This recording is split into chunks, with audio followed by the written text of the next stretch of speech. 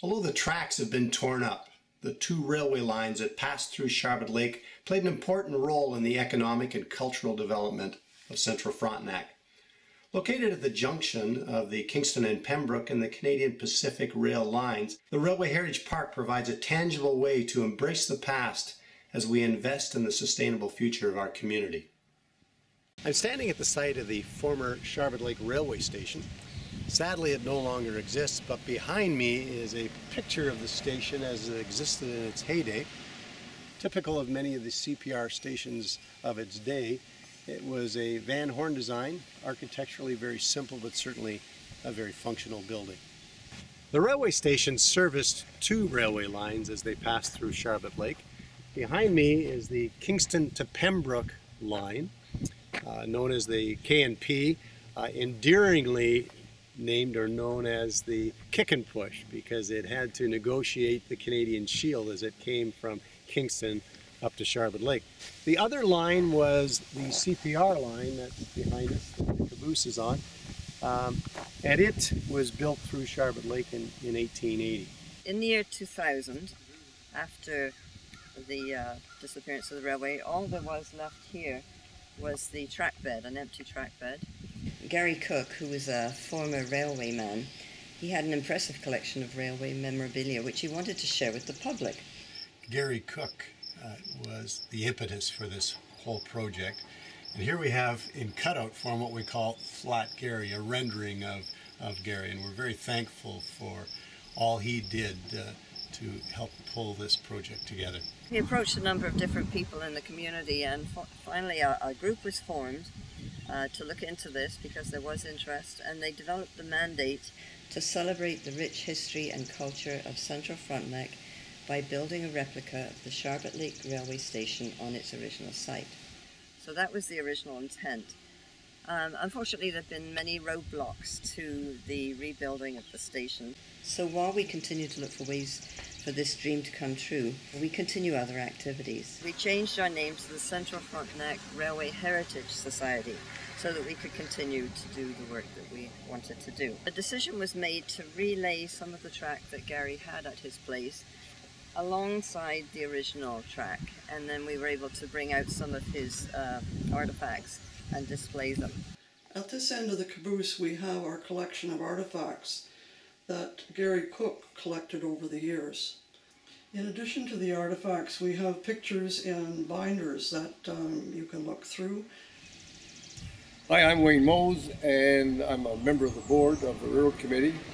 And in my travels in 2010, I was coming into Van Cleek Hill, and I saw this caboose on a railroad siding.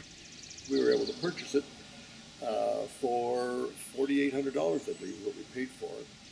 When we first got the caboose, it had been sitting idle on the tracks in Van Cleek Hill for quite a while, and it was pretty messy. Smelled very much of oil, as it should have done.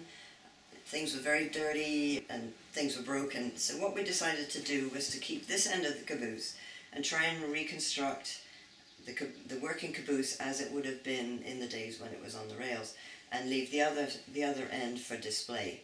So the stove was down the other end, so we moved that one here and repainted it, and then sort of jury-rigged a lot of stuff that was at the other end and brought it here, including the sink.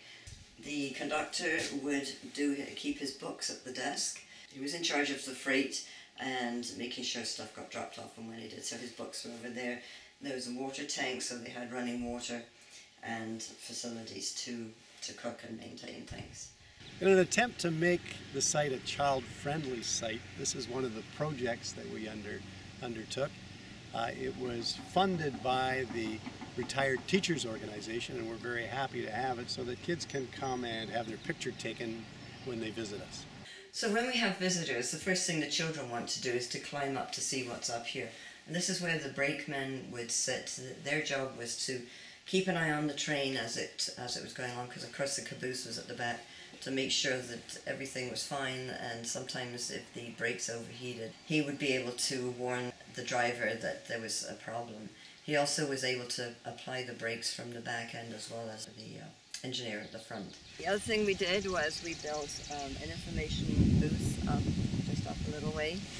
The mural behind me depicts the Charlotte Lake Hotel, which originally was known as the Union Hotel.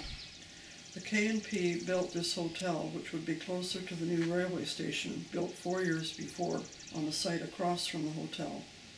It was called the Union Hotel as it was located at the intersection of two railway lines, the north-south line, the K&P, and the east-west line owned by the CPR. In the beginning, most guests arrived by train, but as railway service declined and roads were built, most people came by car. My father worked for the CPR for over 30 years. Every Sunday night he would leave by train and return on Friday night. Because he worked on the railway, our family received a pass which entitled us to travel anywhere free on the CPR line. No longer used for the transporting of materials and people, the former track beds have taken on a recreational role, having now become part of an elaborate trail system, most notably the Trans-Canada Trail, which runs east and west, and the K&P, which runs north and south. The Green Space Corridor, made up of the former railway station site and its affiliated railway lines, running through the village and along the picturesque shoreline of Charlotte Lake, is an extremely unique piece of property. With that in mind, the Central Frontenac Township Council showed real foresight in having a feasibility study commissioned that will be a valuable tool as we plan for the future development of this particular piece of property. Okay, so I moved to this area in the year 2000, and at that point this park was basically a place where you would drive through from turning off of 38 to get to the store. Charlotte Lake hosted a group of Katimavik students who worked with Villages Beautiful to install some of the flower beds, and then the herb garden was installed. And now with the Railway Heritage Society's contribution, this has become a focal point of the village, somewhere to visit, to picnic, to rest, or just to enjoy the surroundings as you walk up from the beach or the boat launch. If you look at the visitors book in the caboose, you'll be surprised at how far away some people come from. They might be in the area anyway, but we get cottagers who are here for the week. They might want something to do. We have people who are just passing through, stopping. We get a lot of old-timers who want to see what it is that we have, to relive some of the memories. And surprisingly, a lot of the local people who maybe haven't yet come, every summer we get a few more people coming in. We have quite a large membership of people who contribute to the park, both in terms of money and in terms of time. We have some regular donors, people that contribute every year on a regular basis. And we have some once in a while donors, some really good, generous people in the community who've helped us to get where we are today.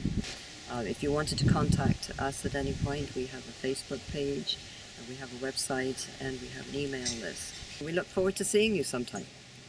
Come along down to Charlotte Lake and see what we have to offer.